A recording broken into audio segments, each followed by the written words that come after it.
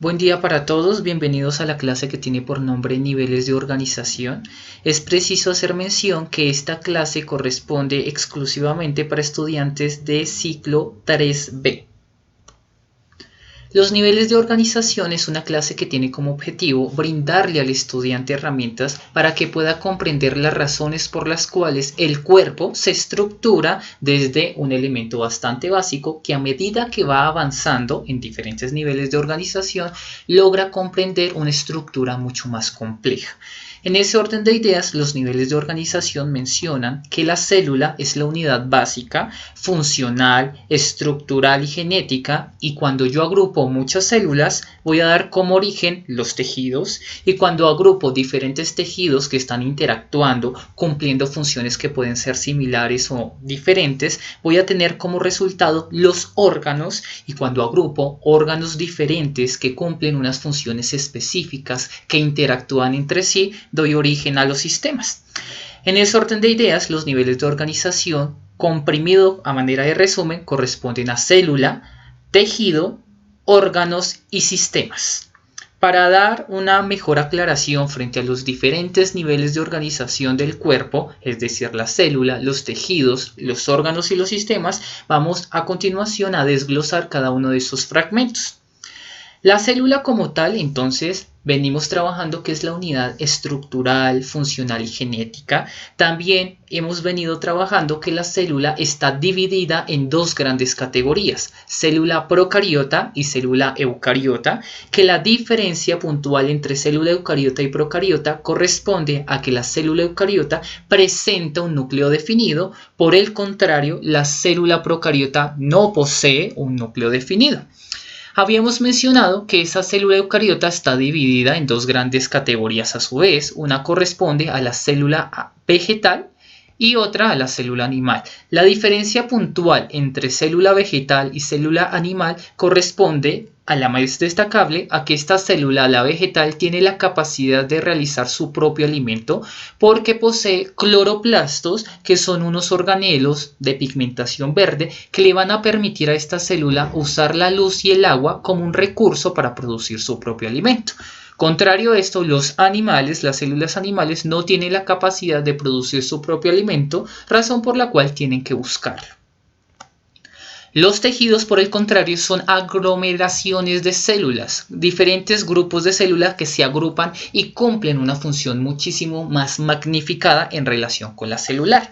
Tenemos tejido conectivo, tejido epitelial, tejido muscular, tejido nervioso, tejido adiposo. Dependiendo del caso, inclusive del sexo, vamos a encontrar unas variaciones. Por ejemplo, los hombres solemos tener más tejido muscular que las mujeres suelen tener más tejido adiposo, es decir, más grasa dentro de su sistema de manera natural comparado con la de los hombres. Pero eso también aplica para el caso de los animales. Aquellos animales que hibernan, es decir, que van a tener un periodo de latencia de sueño prolongado mientras se da el invierno, van a tener mayor acumulación de tejido adiposo, grasa, que los animales que no lo hacen. Aquellos animales que corren, trepan, hacen demasiada actividad física, tienen más músculo que grasa.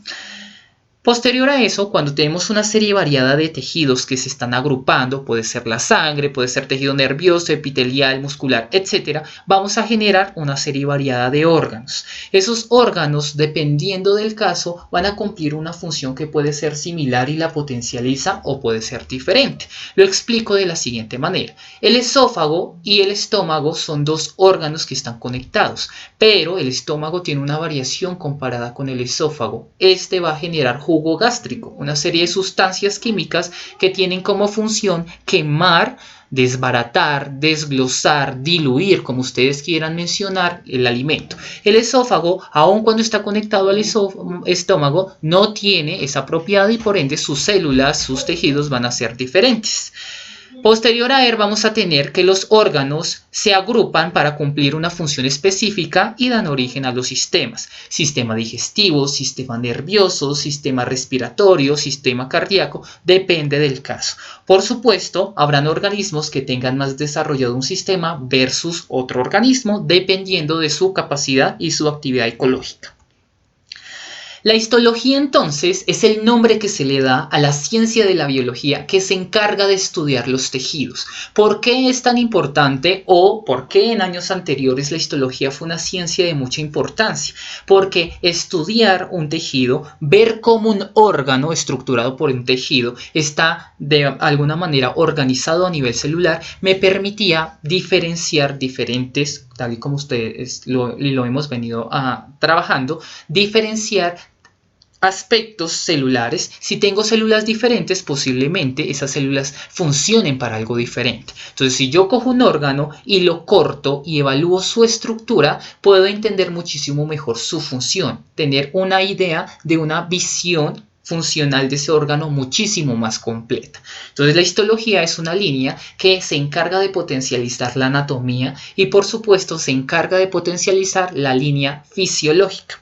¿Cómo se hace un estudio histológico? ¿Cómo se hace para establecer cuál es la función de un órgano, por ejemplo? ¿O cómo se hace para establecer, por ejemplo, si la masa que me está creciendo en un seno es cancerígena o si la masa que me está creciendo cerca a mi parte inguinal es cancerígena? Para eso sirve la histología. Entonces, como primera medida, hay que obtener el tejido. Obtener una muestra de eso que yo quiero evaluar, de eso raro que quiero evaluar, porque quiero saber si es algo natural, si es algo negativo, positivo, si puede traer un cáncer y demás.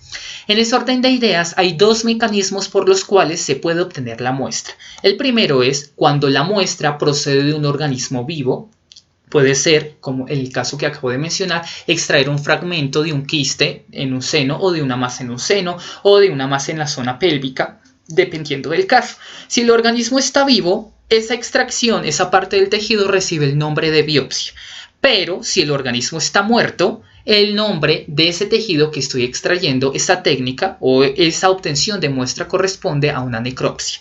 ¿Por qué podría ser una necropsia? Para identificar posiblemente una muerte, para identificar posiblemente porque un riñón posee más tamaño que el otro, porque un riñón presenta un olor, un color, un tamaño, una formación diferente, porque cuando este organismo que ya está muerto poseía el corazón de tal manera, el corazón presenta una perforación, un morado, un coágulo, algo particular. Todo eso me permite que pueda de alguna manera generar un dictamen de una posible muerte. Para eso se usa la histología, pero también digamos en una citología cuando extraigo una muestra del pabellón o de la zona cerca a la región uterina para ver en qué estado se encuentra. Puede ser también en ocasiones cuando se extrae una muestra de las encías para evaluar qué tan viable está un tratamiento específico que estoy recibiendo en esa región particular.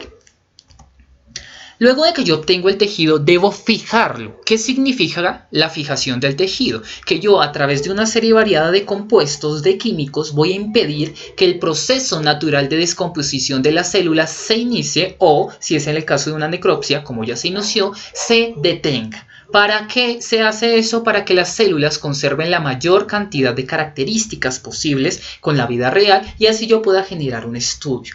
Para que sea muchísimo más objetivo, más sano, más coherente y no haya un ruido que posiblemente me permita generar un resultado que nada que ver con la realidad. Cuando yo fijo el tejido, impido ese proceso de descomposición. ¿Cuál es el fijador de tejidos más conocido a nivel mundial? El formol. El formol, ese compuesto químico que huele muy fuerte, que para algunos causa algún tipo de irritación, mareos y demás, es una sustancia que va a impedir que se inicie o se genere o se avance en el proceso de descomposición celular. Lo que aparece en pantalla corresponde a láminas o portaobjetos. Su función es que ahí encima de esas voy a depositar el tejido o una muestra de agua si deseo verla, dependiendo del caso y dependiendo del estudio. Estas de acá corresponden a laminillas o cubreobjetos, se ponen justo encima del tejido, entonces vamos a tener en la parte inferior las láminas o portaobjetos, luego va el tejido y luego está la laminilla o cubreobjeto precisamente envolviendo, tapando y protegiendo ese tejido. Por eso se llama cubreobjeto. Luego de que yo fijo el tejido, lo voy a cortar, lo voy a tajar. Entre más delgadito esté, voy a tener una visión más clara de las células, cómo se estructuran y quizás, dependiendo del estudio, puedo evaluar su funcionalidad. En este caso les estoy presentando un micrótomo, que es el aparato que se suele usar para realizar estos cortes. También van a ver que hacia esa parte, hacia la parte derecha, van a encontrar los tejidos, fragmentos del tejido saliendo. Este es el tejido que se deposita en el portaobjetos y se cubre con el cubreobjetos, por eso se llama así.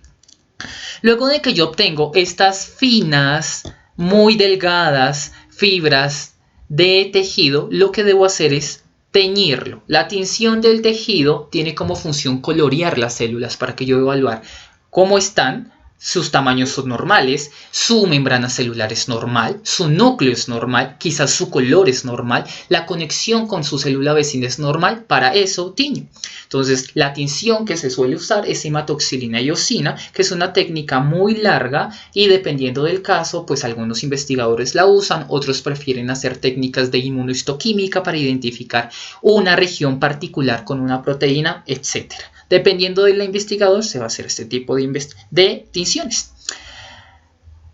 De aquí para adelante se realiza un vestigio de las clases que siguen a continuación. Entonces, para hacer corto este video y para de alguna manera enriquecer lo que viene en la guía, mostramos como primera medida el tejido epitelial. El tejido epitelial es un tejido que recubre, es un tejido que se encuentra en la parte superior, por eso se llama epi de arriba, telial arriba de burbujas.